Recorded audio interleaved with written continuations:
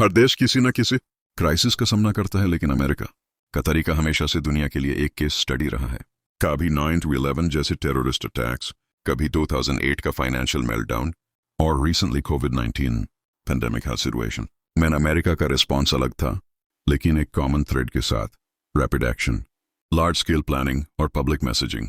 9/11 के बाद अमेरिका ने तुरंत मिलिट्री एक्शन लिया, होमलैंड सिक्योरिटी बनाया और ग्लोबल टेररिज्म के खिलाफ war शुरू की। लेकिन उसके साथ ही सिक्योरिटी मेजर्स टाइटन हो गए, सिविल लिबर्टीज पाकिस्तान उतने लगे। ये दिखाता है कि जब भी क्राइसिस होता है, अमेरिका क्विक डिसीजन मेकिंग करता है, चाहे उसके कॉन्सिक्वेंसेस कॉम्प्लेक्स क्यों ना हो। 2008 का फाइनेंशियल क्राइसिस ने इकोनॉमी को झटका दिया, बैंक्स फेल होने लगे, मिलियंस लोग जॉबलेस हो गए।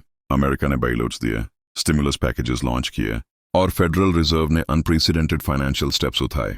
लोगों ने क्रिटिसाइज भी किया, लेकिन इकोनॉमी रिकवर हुई और ये प्रूव किया कि जब सिस्टम ब्रेकडाउन के एज पे हो तो बोल्ड एक्शंस जरूरी होते हैं। कोविड-19 पैंडेमिक ने एक और लेवल का टेस्ट दिया।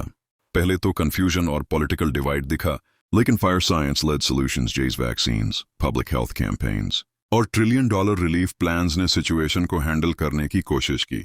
इस बार भी टेक्नोलॉजी और प्राइवेट सेक्टर ने बड़ा रोल प्ले किया, लेकिन हर बार अमेरिका का रिस्पॉन्स एक लेसन देता है। वहां क्राइसिस का सामना सिर्फ गवर्नमेंट नहीं करती, मीडिया, पब्लिक, साइंस कम्युनिटी और सिविल सोसाइटी भी मिलकर रिएक्शन का हिस्सा बनते हैं। यूनिटी और कॉन्फ्लिक्ट दोनों दिखता है, लेकिन सिस्टम रिस्पॉन्सिव रहता है। हाँ, क्रिटिसिज्म भी होता है, कभी स्लो रिस्पॉन्स, कभी पॉलिटिकल ब्लेम गेम।